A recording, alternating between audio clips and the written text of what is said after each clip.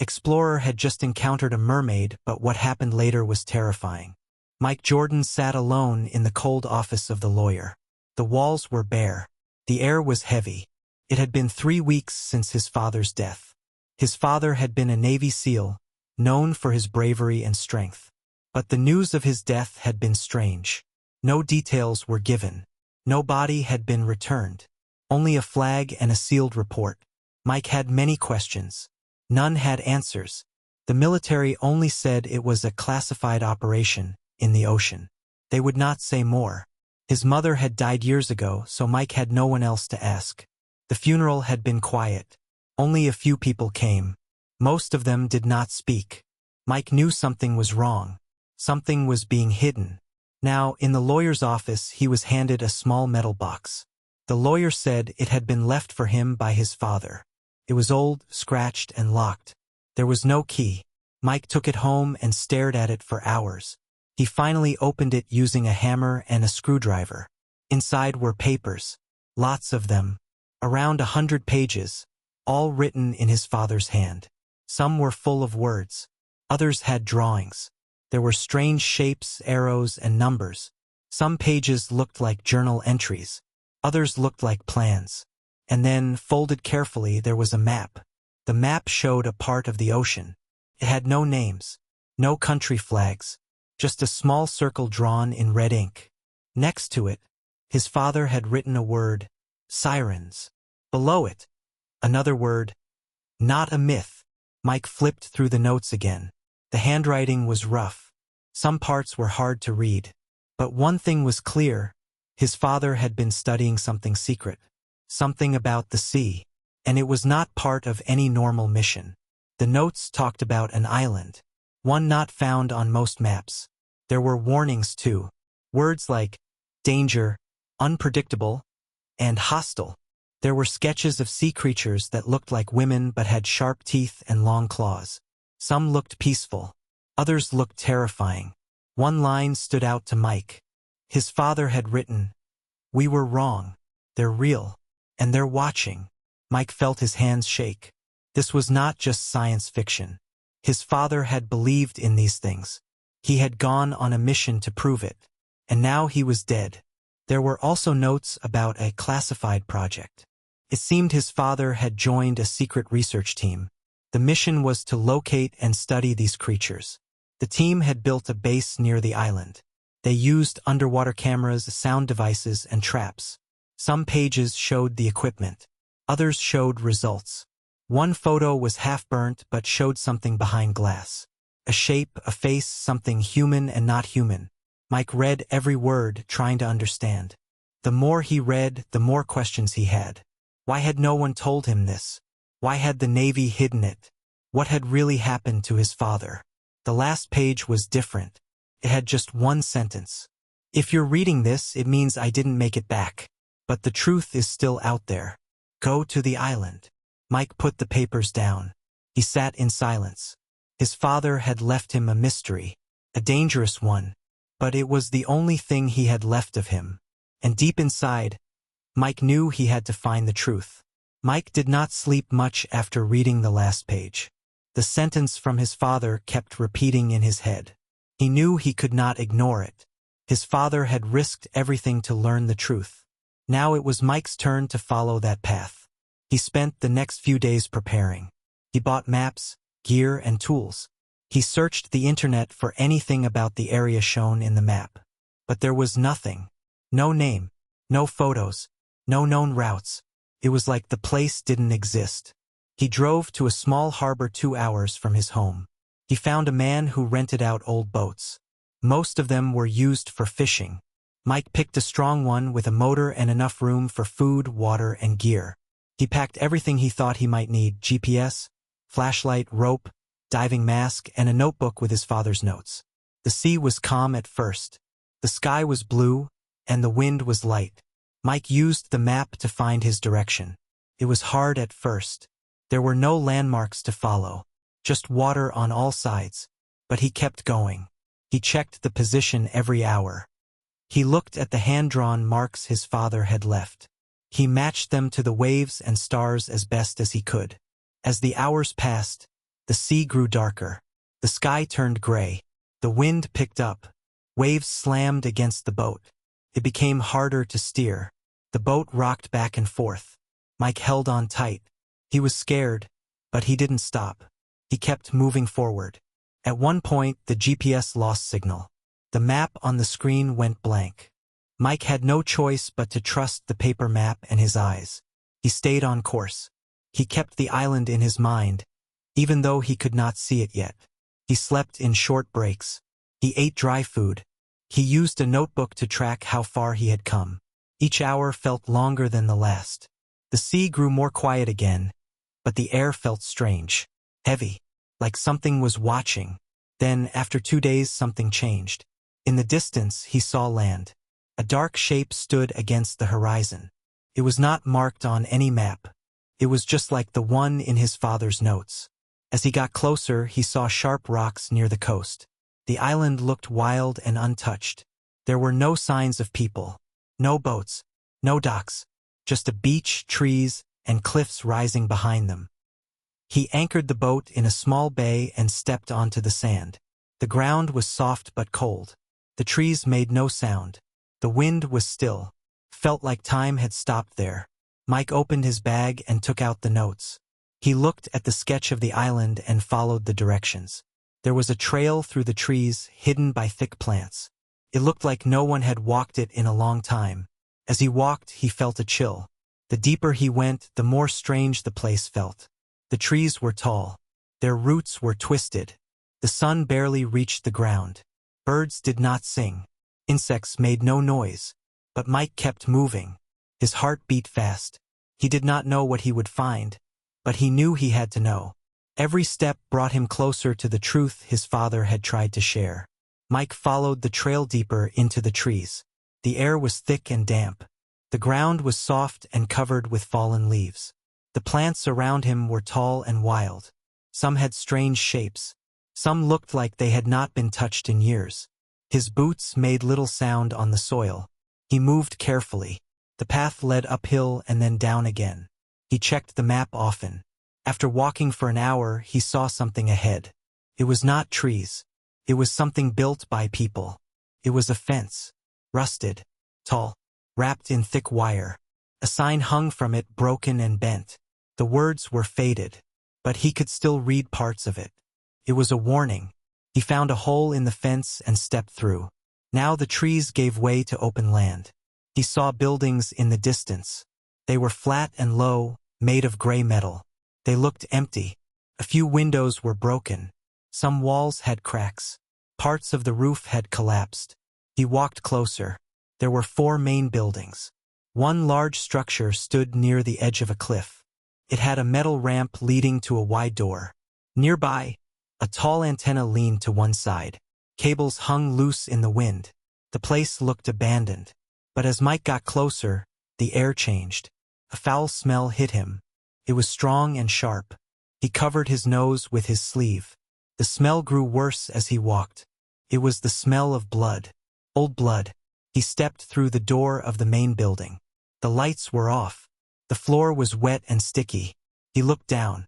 It was dark red. It was blood. A lot of it. The walls had marks on them. Long streaks, like something had been dragged. He walked slowly. Every step made a sound. The rooms were filled with old machines and overturned chairs. Papers were scattered across the floor. Some were stained. He passed a control room. The screens were broken. Wires had been pulled out. He saw smashed glass on the ground. Then he saw something worse. A body. It was lying face down in the hallway. The skin was pale. The uniform was torn. The back had deep cuts. It looked like claws had ripped through it. Mike froze. He could not look away. He found more bodies in the next room. One was slumped against a wall. Another was halfway under a table. Some looked like they had tried to run. Some looked like they had fought back. But none had made it. There were tools scattered everywhere. Metal rods, tranquilizer guns, and nets. Some were broken. Some were bent. One of the guns had dried blood on it. Mike picked up a folder from the floor. The pages inside were wet. They had strange reports. Notes about movement in the water. Notes about unusual behavior. He kept walking through the building. The smell of blood stayed with him. The silence felt heavy. The only sound was his breathing. He looked into a side room. There were cages. Big ones. They were open. The locks were broken. Chains hung loose from the bars. One cage had claw marks on the inside. Deep ones. As if something strong had tried to escape. Mike felt cold. This place had seen something terrible. Something violent. And now it was empty. No one was left alive. He stepped back outside. The sun had moved. Shadows covered the ground. The sea was quiet beyond the cliff. But the base was not. It held a story. A dark one.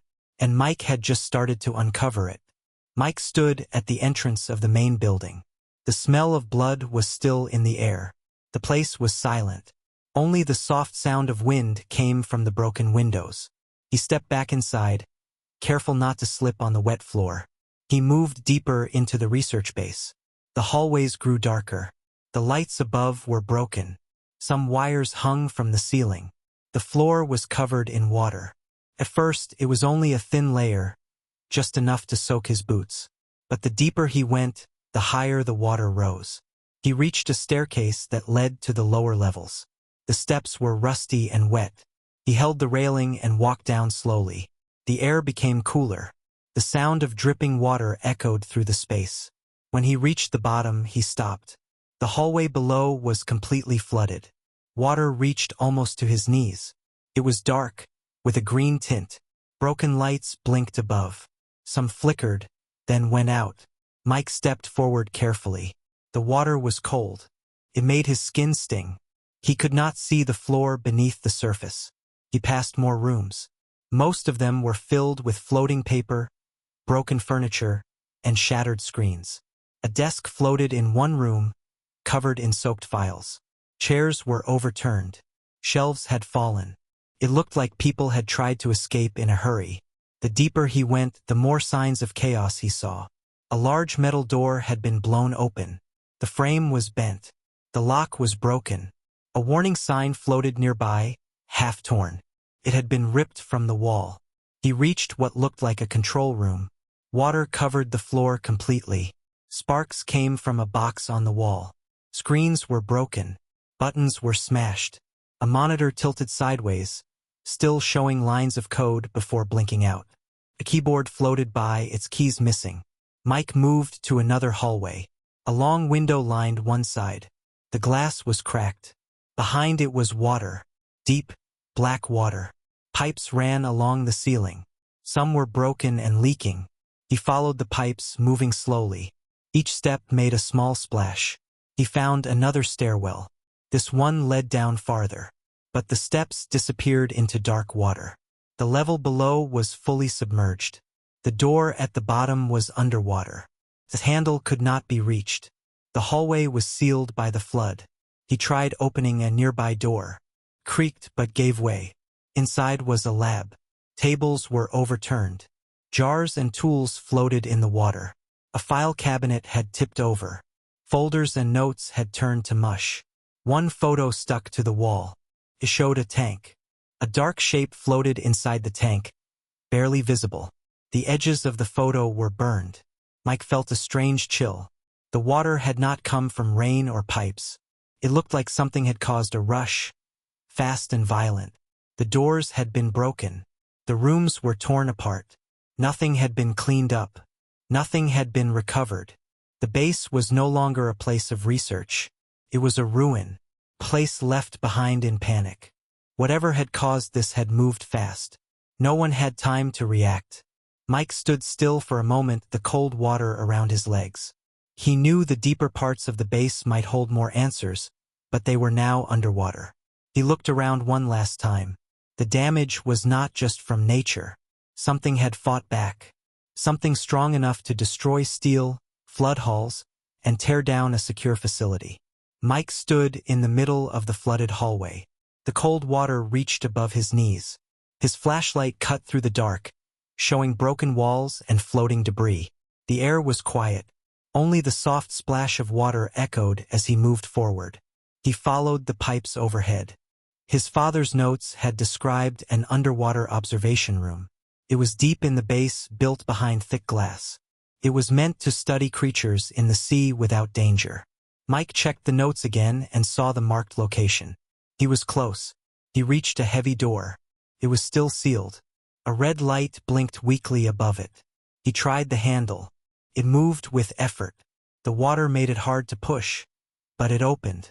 The metal creaked as it gave way. The room behind it was dark, but not completely. A soft blue light glowed from the far wall.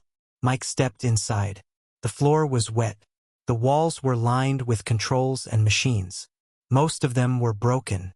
Screens were cracked. Buttons were missing. But none of that mattered. His eyes were locked on the far end of the room.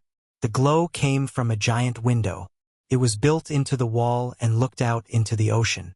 Thick glass held back the dark water. First, the view was empty. Just waves, plants, and small fish drifting past. Then something moved. A shape swam past the window. It was fast, smooth, and long. At first, he thought it was a large fish. But then it turned back, came closer, and stopped in front of the glass. Mike froze. The creature was not a fish. It was not like anything he had ever seen. It had a human-like face, but the eyes were too big. The mouth was small and closed, but the shape of the jaw was wrong. The hair floated in the water like seaweed. The skin was pale, almost gray, and shimmered under the light. Its arms were thin with webbed fingers. The lower half of its body was long and covered in scales. It stayed there right in front of him, still, watching. Its eyes met his. They did not blink. Mike felt something in his chest. It was not just fear. It was something deeper, something he could not explain. This creature was real. It was alive. It was not a myth. His father had not been chasing stories. He had found something no one else had. The mermaid tilted its head slowly. Its hands touched the glass. Its claws made small taps as they slid across the surface. It opened its mouth slightly, but made no sound. Mike saw sharp teeth, rows of them. He stepped back. The creature followed his movement with its eyes. It did not swim away. It stayed close to the glass, like it wanted something. It showed no fear. It had come here before. It knew this room. Mike looked around the observation room. The machines, the wires, the broken speakers. This place had once been used to watch, record, and study. His father had spent time here, looking at this very window, watching this same creature. The creature moved again. It floated higher, then lower, then back to the center. Still watching, still silent. Mike stayed there, staring through the glass. The flood, the damage, the silence. It all made sense now. Something had been found here. Something that was never meant to be. And now it was watching him. Mike stood still in the dark observation room. The glowing light from the underwater window was the only thing lighting the space. The creature remained on the other side of the glass, unmoving. Its face was close. Its eyes were locked on him. He could still hear the sound of the water dripping in the corners. The machines behind him were silent and broken. But the room didn't feel empty. Felt like something was waiting. The mermaid floated in place. Its pale body did not shift. Its webbed hands rested against the glass. Its long hair waved slowly with the water. It looked calm, but its stillness felt wrong, like it was hiding something. Then something strange happened. A low sound came through the speakers on the wall. The speakers were damaged. Some wires were loose, but the sound pushed through. It was soft at first, like a whisper. Then it became clearer. It was a voice, but not a normal one. The words were slow and strange. The tone was flat, but they were real words, human words. Mike stood frozen, listening. The voice was not coming from him. It was not in his head. It was coming from the creature. The mermaid was speaking. The voice repeated one sentence, said his last name. Then it asked for help. The name it spoke was not just any name. It was the same one written in the notes. The same one the team had used. The same one his father had used. The creature knew who he was. Mike's heart pounded. The voice sounded wrong. The way it moved through the speaker was broken. But the meaning was clear. The mermaid had copied human speech. It had learned. Somehow it had remembered his father's name. And now it used that name to call out to him. He stared at the creature's face. His mouth was not moving. But the sound kept coming.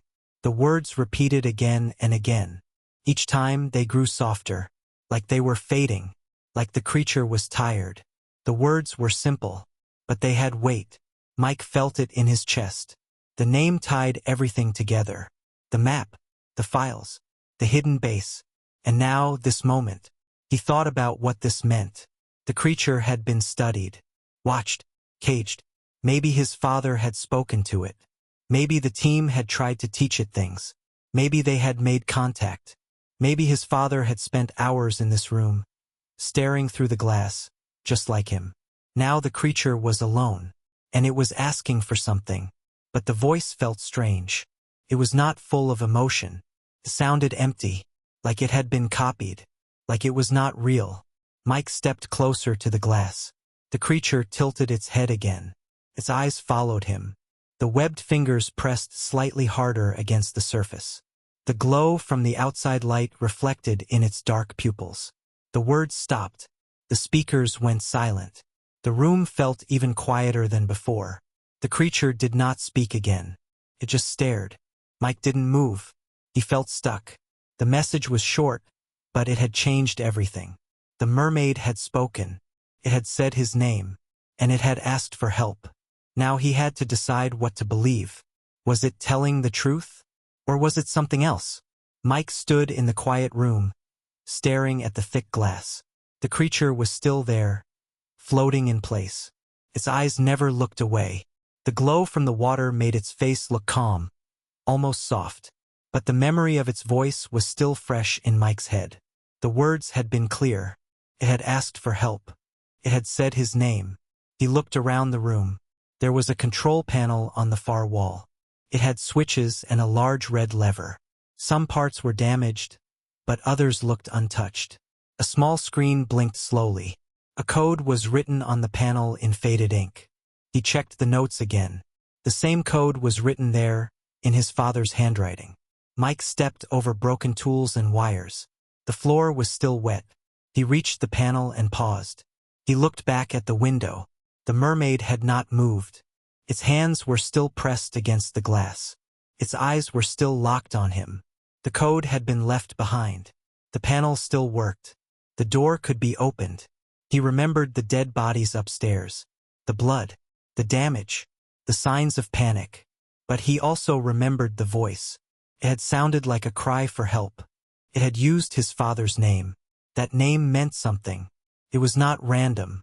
The creature knew it. That made it hard to walk away.